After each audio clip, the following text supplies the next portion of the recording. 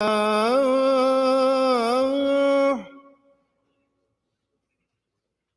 على الصلاة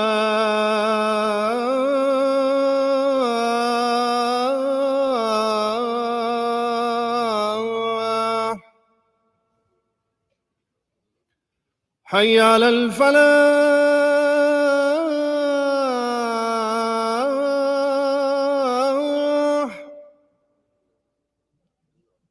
حي على الفلاح.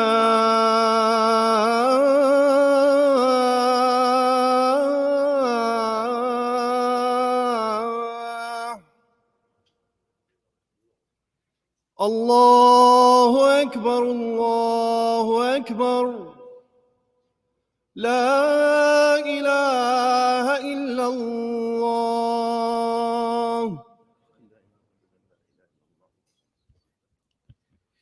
الحمد لله الذي لا يرجى لكشف الشدائد إلا هو، ولا يدعى لدفع المكائد إلا هو.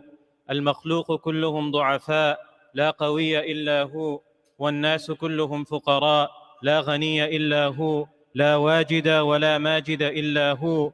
هل من خالق غير الله يرزقكم من السماء والأرض؟ لا إله إلا هو. ومن يملك السمع والأبصار إلا هو. موسى على الطور حين ناداه قال لا إله إلا هو. غافر الذنب وقابل التوب شديد العقاب ذي الطول، لا إله إلا هو. وأشهد أن لا إله إلا الله وحده لا شريك له، وأشهد أن سيدنا ومولانا محمدًا عبده ورسوله. أما بعد، أيها الناس، يقول الله تعالى في كتابه بعد أن نعوذ بالله من الشيطان الرجيم: بسم الله الرحمن الرحيم.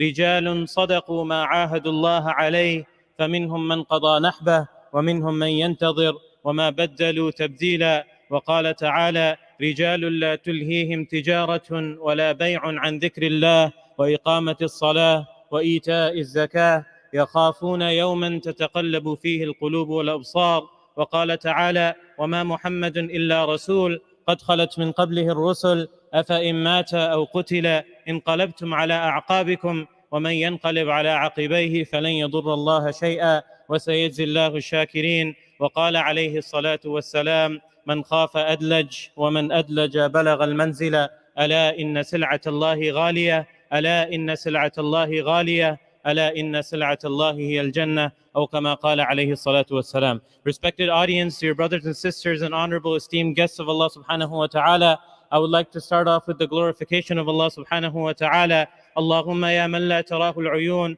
O Allah subhanahu wa ta'ala, the eyes are not capable of seeing. ولا تخالطه الظنون, and the thoughts cannot fathom. ولا يصفه الواصفون, and anyone attempting to give an accurate description of Allah subhanahu wa ta'ala is unable to do so. يعلم مثاقيل الجبال, he knows the weight of the mightiest mountains. ومكاييل البحار, and the depths of the deepest oceans. لا تواري منه سماء سماء, nothing can remain hidden from the vision and the sight of Allah subhanahu wa ta'ala. He's all seeing and He's all capable. قل لو كان البحر مدادا لكلمات ربي لنفد البحر قبل أن تنفد كلمات ربي ولو جئنا بمثله مددا. Say, O Muhammad sallallahu alayhi wa sallam, that if we were to gather all of the water of the oceans, of all the 7 oceans, and if we were to turn it into ink, and we were to gather all the trees of this planet Earth, and we would turn them into pens, and then we order all of them to start writing down the glorification and the greatness of Allah subhanahu wa ta'ala, لَنَفِدَ الْبَحْرُ قَبْلَ أَن تَنْفَدَ كَلِمَاتُ رَبِّي, the water will finish and the pens will perish, and the greatness of Allah subhanahu wa ta'ala will never finish. Allah subhanahu wa ta'ala says in a relationship with His abd: يَا عِبَادِي كُلُّكُمْ جَائِعٌ إِلَّا مَنْ أَطْعَمْتُهُ فَاسْتُطْعِمُونِي أُطْعِمْكُمْ. O my creation, O my slaves, O my servants, there's so much love in the way Allah subhanahu wa ta'ala is calling us out, that you're all hungry. You're in need of the assistance of Allah subhanahu wa ta'ala. Thus seek your needs from Allah subhanahu wa ta'ala. Allah subhanahu wa ta'ala will grant you your sustenance. Ya ibadi kullukum aarin illa man kasawtuhu. O my creation, each and every single one of you is in need to be clothed by Allah subhanahu wa ta'ala. Seek your clothes from Allah subhanahu wa ta'ala, and you will be given all of them. Everything, all of your needs will be granted by Allah subhanahu wa ta'ala, provided you enter yourself into the submission of Allah subhanahu wa ta'ala. Respected audience, the point I would like to highlight today is that if we look at throughout history, The greatness of Islam has been forwarded on the shoulders of the young men. When we look at the incidents of the Sahaba Ridwanullahi Ta'ala al-Majma'een, from the very beginning, you find them that they were attracted towards the message of Islam, and some of them openly accepted the message of Islam at a very young age. Many a times when we were focusing on the incidents of the Sahaba Ridwanullahi Ta'ala al-Majma'een, we were so focused on the greatness of those incidents and the lessons that we need to derive from those incidents that we do not look at their age, the young age in which they openly approached and submitted themselves and bowed down to the will of Allah subhanahu wa ta'ala. I would like to start off with the incident of Arqam ibn al-Arqam radiyallahu an, the young Sahabi at the age of 16. He presented himself. He was not approached by Rasulullah sallallahu alaihi wasallam. Many a times the young generation or the young people, they complain that nobody comes to us, nobody wants to talk to us. We're at times shunned. And that is why you see that there's a current attention towards third spaces, or they're calling them as safe spaces, so that the youth does not have to come to the masjid. Rather, they could go to a safe space free from the judgment of the older people, and that's where they feel safe. But what khair are we going to attain from going away from the masajid and the houses of Allah subhanahu wa ta'ala? The very first masjid, لَمَسْجِدٌ أُسِّسَ عَلَى التَّقْوَى مِنْ أَوَّلِ يَوْمٍ أَحَقُّ أَن تَقُومَ فِيهِ. This was the order given by Allah subhanahu wa ta'ala. The foundation of the masajid, the houses of Allah subhanahu wa ta'ala, which were laid down on the basis of piety and calling people towards Allah subhanahu wa ta'ala, are better that you remain within them and you remain steadfast and you call people towards Allah subhanahu wa ta'ala from these places. Going back to Arqam ibn al-Arqam radiyallahu an, he approached Rasulullah sallallahu alaihi wasallam at the ripe age of 16, and he presented his house, which was situated on the Mount of Safa, and he said, Ya Rasulullah sallallahu alaihi wasallam, everything that I have, this house and everything that the house contains, is here for the service of Allah subhanahu wa ta'ala. This was the first foundation for the masjid, which was laid down by this young companion of Rasulullah sallallahu alaihi wasallam. And everything that happened, the early teachings of Islam and the propagation of Islam and the early form of salah, whatever way it was in, all of those things, they took place in the house of Arqam ibn al-Arqam radiyallahu an. Even he himself may not have had the idea of the global implications his action would have had. We fast forward to the incident of another young Sahabi by the name of Abdul Uzza.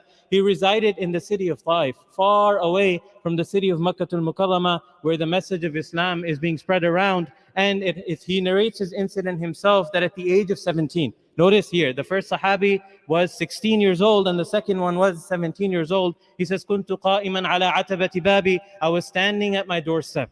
And إِذْ بِأَصْحَابِ رَسُولِ اللَّهِ صَلَى اللَّهُ عَلَيْهِ وَسَلَّمَ يَمُرُّونَ بِي.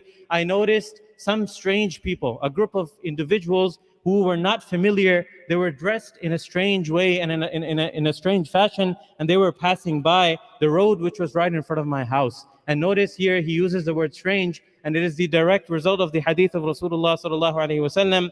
بدأ الإسلام غريبا وسيعود كما بدأ. The start of Islam, it started off as a strange affair. Anyone who would hear the message of Islam would say, what are these people talking about? Are they crazy? أجعل الآلهة إله واحدا إن هذا لشيء عجاب. The message Muhammad wants to give us is that we combine all of our gods into a single one. Indeed, this is a very strange affair. And the people who are idol worshippers, they found it to be a very strange phenomena that they have to obey and worship one entity and one God. We're fresh out of the days of Eid al-Adha, and we know that the start of the sacrifices of Ibrahim alayhi salam started when he approached his father, who was an idol worshipper and who used to make idols. At that young age, he approached his father. وَإِذْ قَالَ إِبْرَاهِيمُ لِأَبِيهِ آزَرَ أَتَتَّخِذُ أَصْنَامًا آلِهَةً إِنِّي أَرَاكَ وَقَوْمَكَ فِي ضَلَالٍ مُبِينٍ. He approached his father at a very young age and he said to him, "Oh my father, I see and I notice that you create these idols and you worship them. I find you to be misguided. أُفٍّ لَكُمْ وَلِمَا تَعْبُدُونَ مِن دُونِ اللَّهِ." That ruination and destruction be for everything that you worship besides the entity of Allah subhanahu wa ta'ala. Going back to the story of this young man, Abdul Uzza, he says, I noticed these strange men passing by. And it's a very similar feeling that we have when we go out as Muslims. Many a times we like to blend in. And at times when we go out in the Muslim attire, you're subjected to glances, sometimes curious, at other times full of love, and at other times it could be full of hate, and people can harm you in that way. So whenever they see you, they think you're strange. This is very similar to the times of the companions of Rasulullah sallallahu alaihi wasallam. So he says, when I saw the group of young people, I wanted to approach them and ask them, who are you? So when he approached them and he asked, the answer they gave is very, very unique. If I were to be approached and someone asked me, who are you? How will I start? I will start by saying that my name is Hassan. I reside in Sugarland, Texas, and this is the masjid I pray in. Normally, this is how we introduce ourselves. But when he approached the group of these young men and they asked him, Man antum? He asked them, who are you people? What did they reply? They said, Nahnu ashabu Rasulillahi sallallahu alayhi wasallam. We are the companions. Nahnu ashabu Rasulillahi sallallahu alayhi wasallam. We are the companions of Rasulullah sallallahu alayhi wasallam. He said, I was so impressed by them that I asked them, how can I be like you? Because the companions of Rasulullah sallallahu alayhi wasallam were a direct embodiment of Rasulullah sallallahu alayhi wasallam himself. They were graduates of the very first institution, the foundation of which was laid by Rasulullah sallallahu alayhi wasallam, an institution which accepted people of all backgrounds, from Bilal radiallahu an to Salman al-Farsi radiallahu an. No matter what culture you belonged to, what language you spoke, what background did you have, what was your financial status, they were all accepted in the madrasa of Rasulullah sallallahu alayhi wasallam. It was an institution unlike any that exists on earth today. If you go to any prestigious university, Harvard University, any other university, and you seek admission, they will look at you, what kind of a person are you? Are you a person who follows their guidelines and a person who in the future will forward their agenda? Here, the companions were accepted and they were meant to be molded to forward the agenda of Allah subhanahu wa ta'ala himself. So he says, I approached them and I asked them, how can I be like you? And they said, Aslim, Taslim, all you need to do is accept Islam and you will enter the fold of the submission of Allah subhanahu wa ta'ala. Aslimu, Taslimu. This is the message given from the very first day. Ya Aba Sufyan, ji'tukum bi karamat ad-dunya wal-akhirah. Aslim, Taslim, O Abu Sufyan. I came to you with respect of this world and the hereafter. All you have to do is submit and bow down to the will of Allah subhanahu wa ta'ala. And this is something that we as the younger generation also needs to pay attention to. That at times we're trying to find logic in everything. And we're trying to find something that clicks for us. No, every single thing, every single law of Sharia, which has been laid down by Allah subhanahu wa ta'ala, it's meant to click with us, regardless of us liking it, having a liking towards it, or we dislike it, we have to accept it as it is. رَضِينَا بِقَضَاءِ اللَّهِ وَقَدَرِهِ. We have accepted our fate and we have accepted the decree of Allah subhanahu wa ta'ala. This is the attitude that we're meant to have. So he approached the young companions of Rasulullah sallallahu alayhi wasallam. He said, all you need to do is recite the kalima la ilaha illallah Muhammadur Rasulullah. And so he recited the kalima, but they told him that your city is full of the enemies of Islam. Remember, this is the city of Ta'if, and this is the very city in which Rasulullah sallallahu alayhi wasallam was pelted with stones, and he was forced to leave that city. So they said, you need to hide your Islam, be careful. This also shows the aspect of wisdom when it comes to proclaiming your faith. You need to do it in a way where it's acceptable to the people, not in an aggressive way or in an aggressive manner. He says that I stayed for 6 months like that. But the light of Iman in my heart wanted me, my heart was yearning to see the face of Rasulullah sallallahu alayhi wasallam himself, the messenger that I had accepted as mine. So he says, I approached my uncle and I told him, oh my uncle, I have accepted Islam. And now I want to be in the company of my beloved Rasulullah sallallahu alayhi wasallam. His uncle said to him, be careful. If you continue with this agenda and if you continue with these beliefs, I will take away everything that you have. So much so that I will take away the very clothes that you have on your back.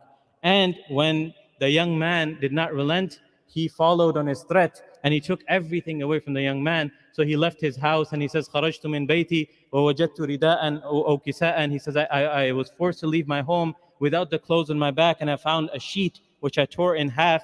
The one I used for the bottom portion and the other one I used for the top portion. And this is how I entered the company of Rasulullah sallallahu alaihi wasallam. Just imagine for a moment, Rasulullah is sitting with his companions and a strange young man in two sheets enters. Rasulullah sallallahu alaihi wasallam looked at him and he asked him, Man anta? He said to him, who are you? He says, Ana Abdul Uzza. And as we know, it was the habit of Rasulullah that he would change names towards the names that had a beautiful meaning. He said, Anta Dhul Bajadain. No, you are a person who is clothed in 2 sheets.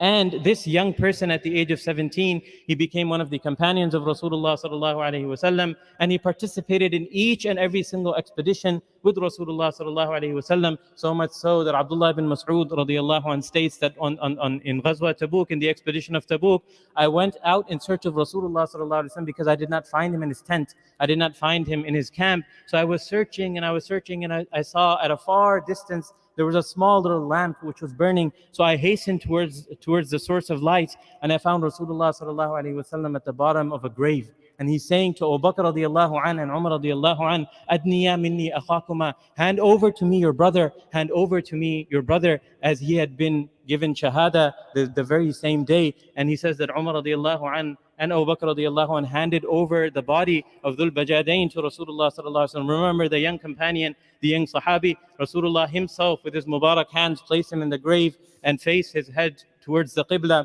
And Abdullah bin Mas'ud radiallahu anh himself states, who is Abdullah bin Mas'ud? Mind you, he is the one about whom Rasulullah sallallahu alayhi wa sallam said, Man arada an yastami'a ila al-Qur'ani ghaddan tariyan kama nazara, falyastami' ila qira'ati Abdullah bin Mas'ud. One who intends to hear the recitation of the Qur'an fresh, as if it has just been revealed, he should listen carefully to the recitation of Abdullah bin Mas'ud radiallahu anh. He is saying, the esteemed companion of Rasulullah sallallahu alayhi wa sallam, saying, لَوَدِدْتُ أَنِّي كُنْتُ مَكَانَهُ.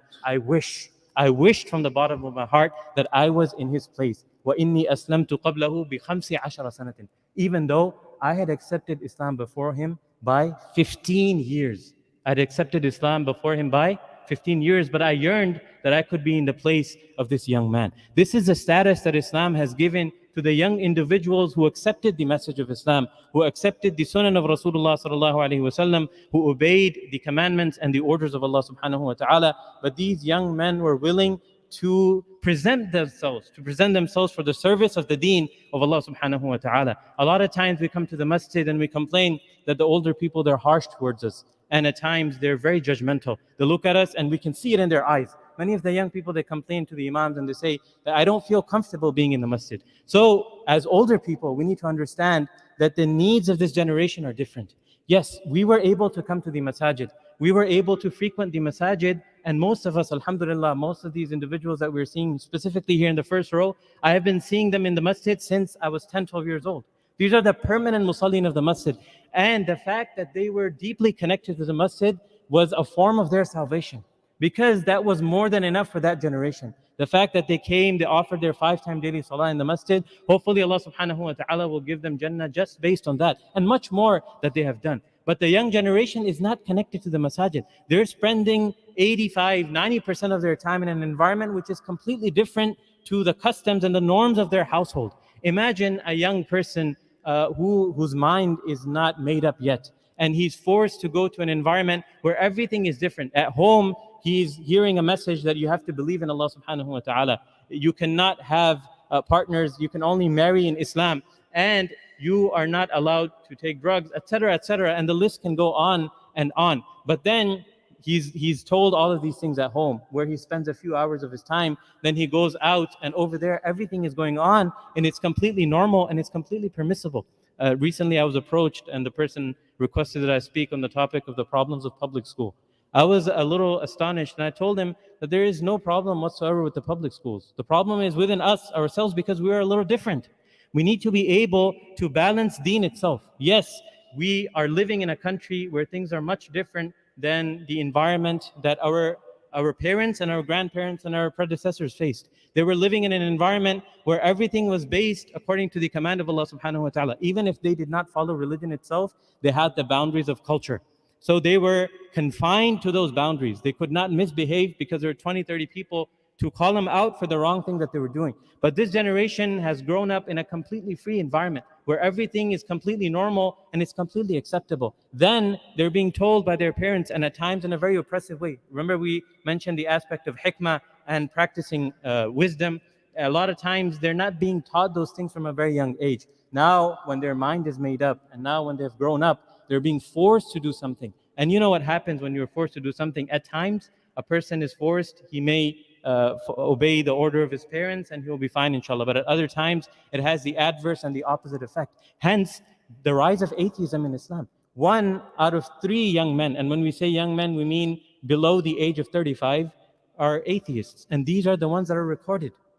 There's a lot more that conveniently do not want to call out them, or do not want to portray themselves as atheists, because they want to be a part of the family. Imagine if they did something like that. So all of these things are on the rise, and we need to pay heed to the needs of the current generation. The time does not permit me to go any further. قَدْ قُلْتُ مَا قُلْتُ فَمَا كَانَ صَوَابًا فَمِنَ اللَّهِ وما كان خطأ فمني ومن الشيطان، والله ورسوله منه بريئان. أقول قولي هذا وأستغفر الله لي ولكم ولسائر المسلمين فاستغفروه إنه هو الغفور الرحيم.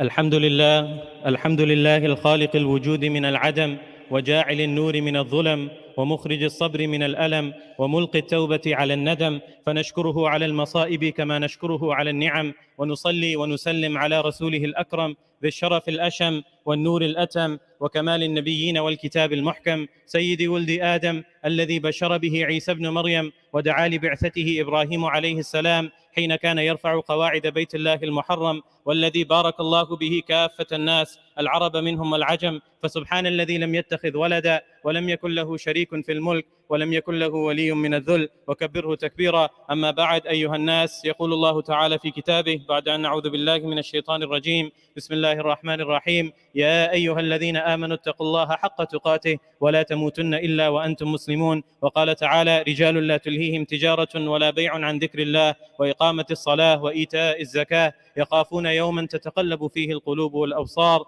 وقال عليه الصلاة والسلام: اتق الله حيثما كنت وأتبع السيئة الحسنة تمحها وخالق الناس بخلق حسن. أيها الناس، إن الله تبارك وتعالى أمركم بأمر عظيم بدأ فيه بنفسه وثنى بملائكته المسبحة بقدسه وثلث بكم أيها المؤمنون من برية جنه وإنسه، فقال تعالى: إن الله وملائكته يصلون على النبي يا أيها الذين آمنوا صلوا عليه وسلموا تسليما. اللهم صل على محمد عبدك ورسولك، وصل على المؤمنين والمؤمنات والمسلمين والمسلمات. اللهم إنا نسألك من خير ما سألك منه عبدك ونبيك محمد صلى الله عليه وسلم، ونعوذ بك من شر ما استعاذك منه عبدك ونبيك محمد صلى الله عليه وسلم، وأنت المستعان وعليك البلاغ ولا حول ولا قوة إلا بالله. اللهم اهدنا واهد بنا واجعلنا سببا لمن اهتدى. اللهم اجعلنا هداة مهديين غير ضالين ولا مضلين. اللهم إنا نسألك الجنة ونعوذ بك من النار. اللهم إنا نسألك الجنة ونعوذ بك من النار.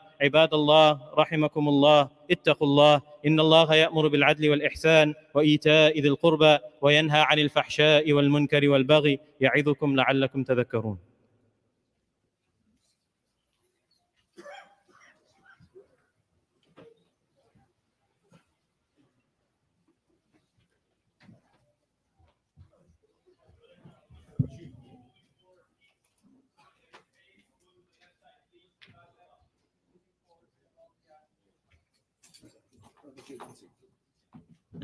We're going to wait a couple of minutes. We want people to walk in the outside.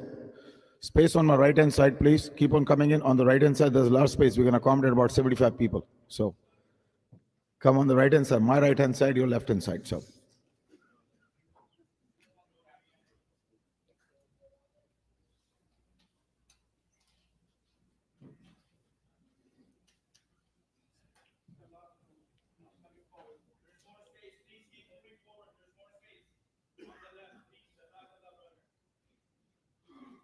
We're good, Brother Bashir.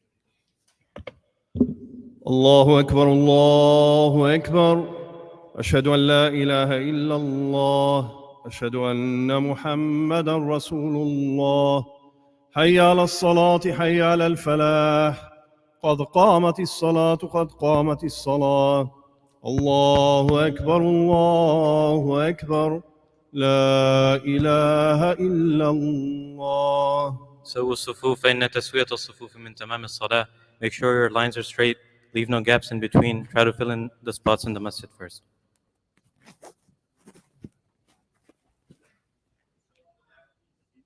الله أكبر.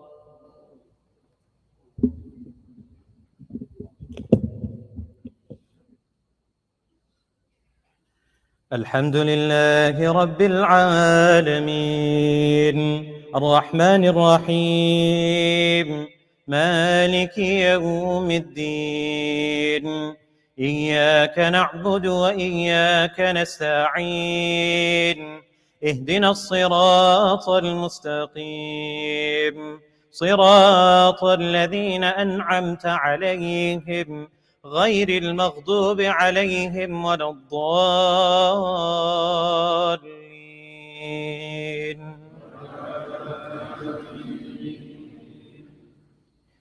يا أيها الذين آمنوا إذا نودي للصلاة من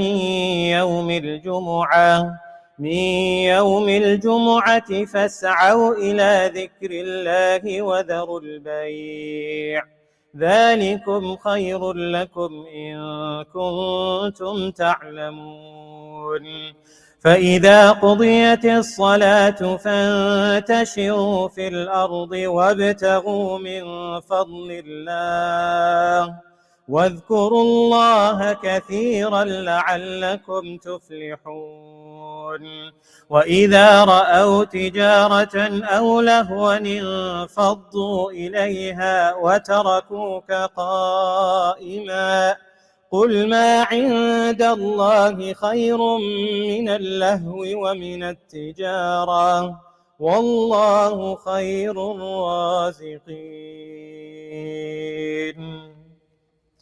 الله أكبر.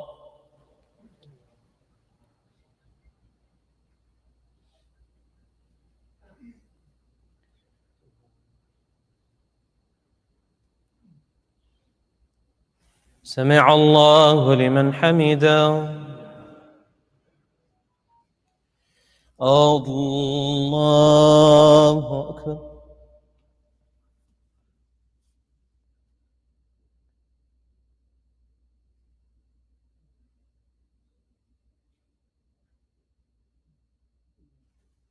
الله أكبر. الله أكبر.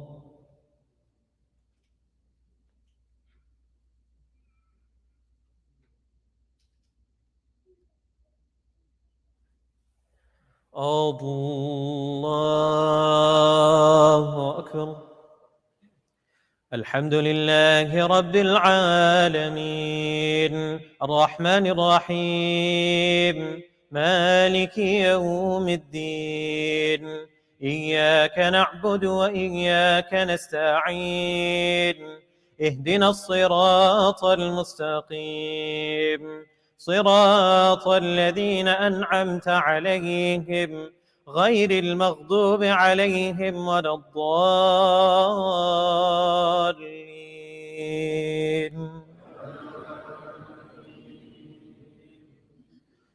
يا أيها الذين آمنوا لا تلهكم أموالكم ولا أولادكم عن ذكر الله ومن يفعل ذلك فأولئك هم الخاسرون وأنفقوا مما رزقناكم من قبل أن يأتي أحدكم الموت فيقول رب لولا أخرتني إلى أجل قريب فأصدق وأكن من الصالحين ولن يؤخر الله نفسا إذا جاء أجلها والله خبير بما تعملون. الله أكبر.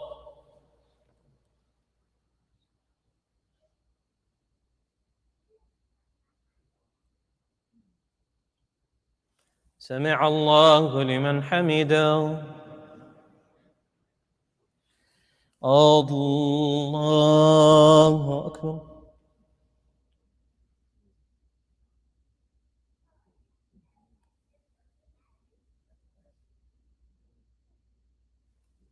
الله أكبر. الله أكبر.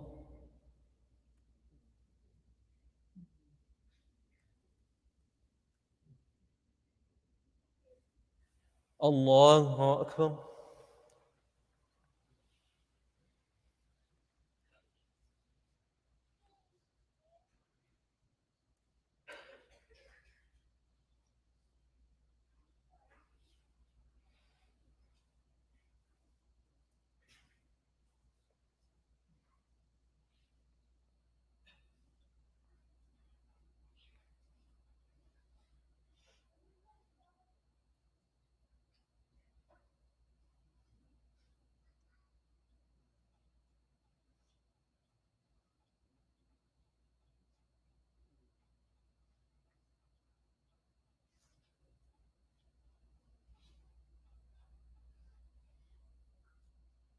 السلام عليكم ورحمة الله.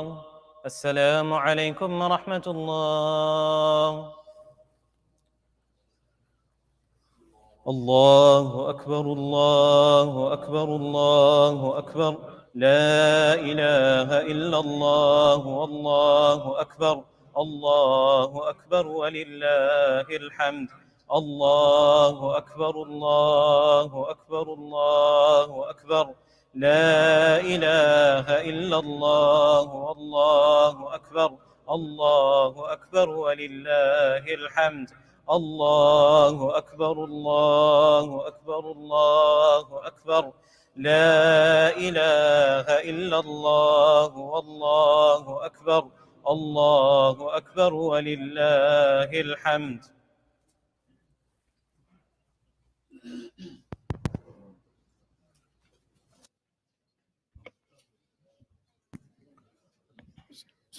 Assalamu alaikum. First of all, Eid Mubarak to everybody from South Zone Islamic Society of Greater Houston.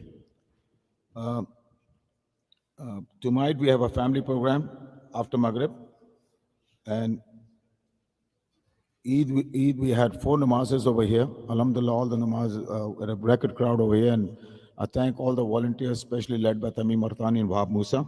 They did an excellent job, and they were here a night before and the whole day Eid day. Please continue donating generously to the general fund. There was a lot of expense for the Eid namaz also.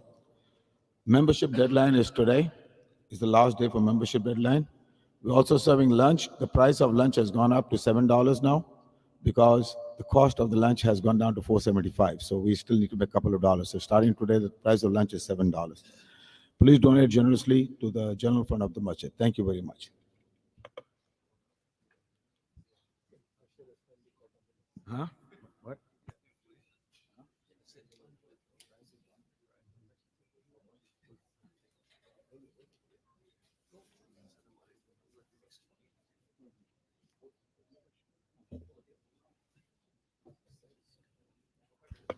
Assalamu alaikum. Just 3 things to mention about the membership, why it's important. One is it supports the main center in executing its functions, the services they provide you. The other thing it shows is the Muslim strength in voting. It's recognized by other entities around the country. The third thing is it will give you discounts on the services. So please, it's a deadline today. Sign up for the membership. There's a table outside, people out there. Brother Muti is right here. He can answer any questions along with Brother Abdul Rahman and Brother Abdullah. Assalamu alaikum.